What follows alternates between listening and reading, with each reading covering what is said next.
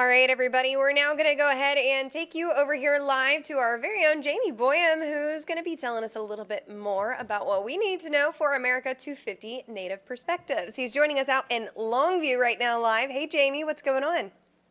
Hey, so I'm your very own. Is that correct? Yeah. The Okay, only now one I that we know. have. Well, yeah, I'm here at the Longview Museum of Fine Arts, where the ladder is not part of this. I'm just saying the ladder is being used to set all of this up. And I got Derek Frazier over here. He is the officially the curator of stuff. I am. Here at the museum. Card and everything. So, this is quite a thing you guys have going here. What's it all about?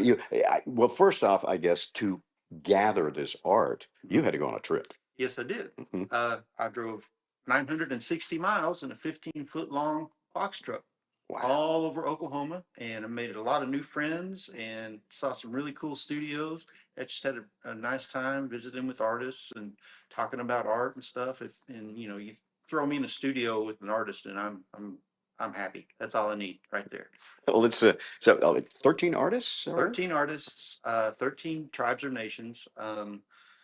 Well, we were thinking about the America 250, and we thought a good way to celebrate was to have the voices of Native Americans, speak to our audience. So that's what we've done. And it's you have some absolutely amazing art in here. Like this piece right over here, it looks like, well, a painting of a family in front of a pickup, but it is Absolutely. way more than that. Yes, it is. It's by Bobby C.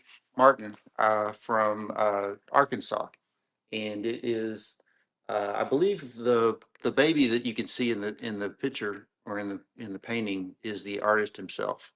And if you look closely, back behind are a lot of maps and roads and county lines and things like that. So there's a lot of information in there. And if you get up close and look at it and study it, you'll find all kinds of cool stuff. Now, when you first told me about this, let's come over and take a look at it. Uh, I was like, wow, that would never dawn on me. I have a really cool map, and then I'm going to paint over it. But that's Yeah. not what happened. He actually painted the map too, or printed Yeah, it somehow. right. Yeah. Yeah, I believe we went through a printing process to get the map on there. He is an outstanding printmaker as well, and he taught printmaking in college for years and years. He's Wow. very, very qualified and respected artist. I can't tell exactly what I'm shooting here, but there's kind of a look at it, and there's also a lot of text worked into it.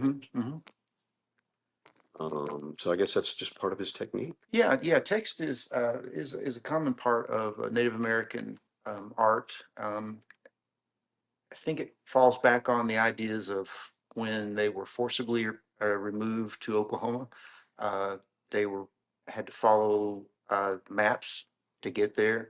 When they got there, their names were written down on lists and in ledgers and things like that, and that's the way they were kept track of at the time.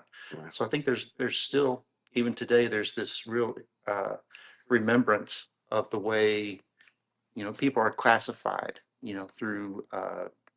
through text and through numbers and and that kind of thing. Yeah, and excuse me, we also have a few pieces over here that really show that. In fact, I think I'm going to pop this off the tripod a second, and hopefully not call 911, which happens all the time. But these pieces here, um, uh, that's crazy. That's some kind of from some kind of a ledger. Is that Yeah, right? right, that's right. It's the artist is Dylan Caven, and he's from Norman. The three that we have here, when I saw them, I couldn't quite figure out what I was looking at because they're so unusual. And I asked him what the medium was, and he said just put it down as ink on ledger. So those are ink drawings of Old West people, I guess mostly Native Americans, as they may have appeared 100 years ago. And then these ledgers actually represent people, right? Yeah, right. Yeah. Exactly. Numbers. There's an interesting way about how numbers can equal a person. So an identity is tied up with a number. That's fascinating. We have several of those, and we got to get over here to this Japanese robot thing. Oh, It's gonna get all shaky here because I'm abandoning the tripod. There's just so many interesting things to look at.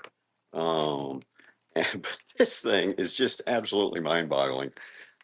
Take a look at this. this is an artist named Tom Ferris. He's from Norman also. I spent about an hour, I guess, at his house because it was so cool. He had art everywhere from all of these other artists. He's collected pieces.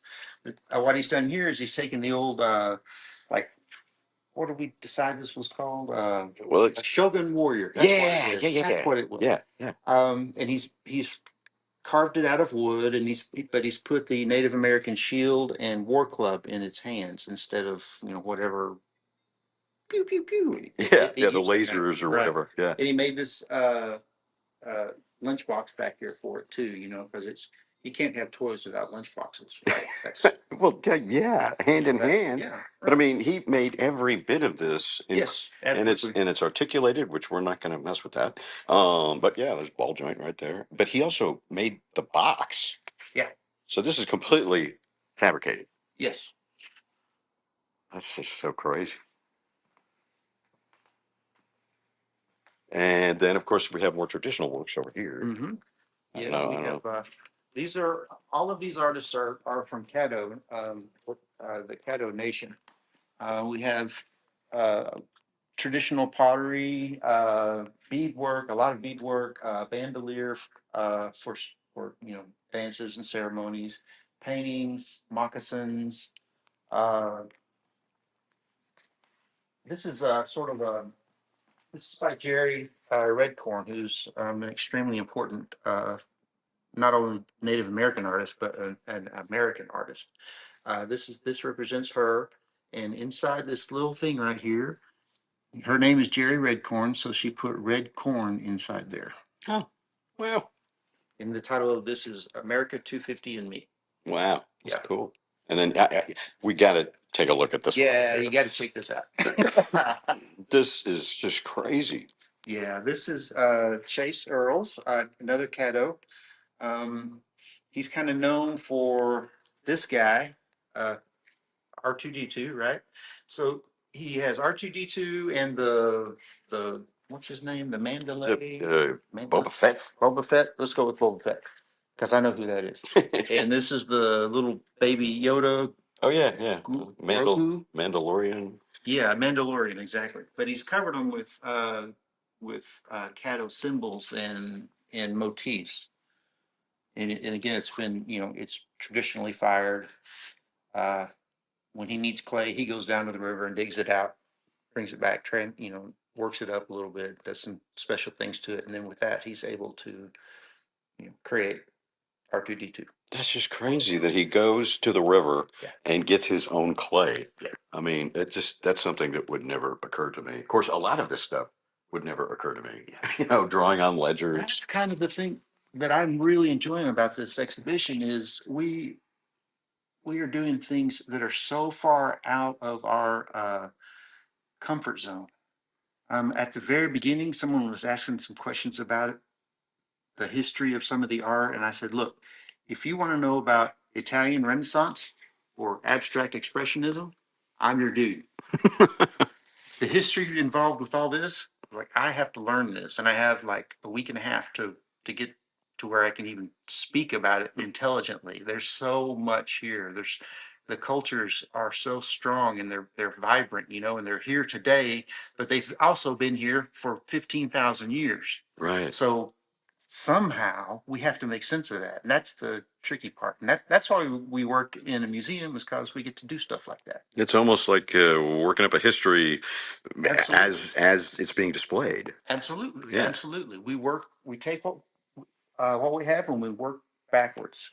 And we kind of figure it out and see what it is that we have. Like we would say, okay, well, I see this symbol on this R2D2. What does it mean? And then I take that symbol and I would backtrack and I would say, well, okay, 10,000 years ago, somebody had, whatever, but just fun. Yeah. Fun. It's just, When we're here. and now this, when does the exhibit open? It opens on the 23rd. At 4 o'clock, we're having an artist panel. So I think seven, Libby, there'll be seven of the artists that are in this exhibition will be here for like a question and answer period. And then the reception, the opening reception is at 5:30. I keep looking at Libby over here because Libby knows all about it. That's Libby. Hi. I'm just the art guy. I don't, She's like a living cue card. she does so much. We depend on her so much. But the opening reception is at 5:30. So 5:30 to like 7 or something like that. Opening reception, 5:30, curatorial remarks. Oh. Chase Earls. There you go. Right. Chase, who made the R2D2, is our guest curator or our co-curator for this show. Okay. He recommended all of these artists and stuff, and it kind of got us going because Tiffany, our director, had this idea, and I thought, well, that's awesome. How do we do that? And we thought, well, I don't know. So we knew about Chase, so we contacted Chase, and he helped. He got us in the right direction, and and doing the right thing. Have to organize this and get all this stuff together, and then and this will be regular Longview Museum of Fine Art hours. People can come up and Right. see this if Right. they don't see the actual reception. That's right, and it's always free to come in. So Okay. we like to take care of our patrons. All right. There you go. I guess we're still on. Are we still on? Thank you, Jamie, so much. Sorry, I'm delayed. I've got Andy Erbaugh here talking my ear off too. Yeah. Okay. Yeah, I know how that is. I have spoken with Andrew before. Yeah, he's been sitting here talking to me while I'm talking to you at the same time, trying to multitask. Are you talking to her? Are you talking to her?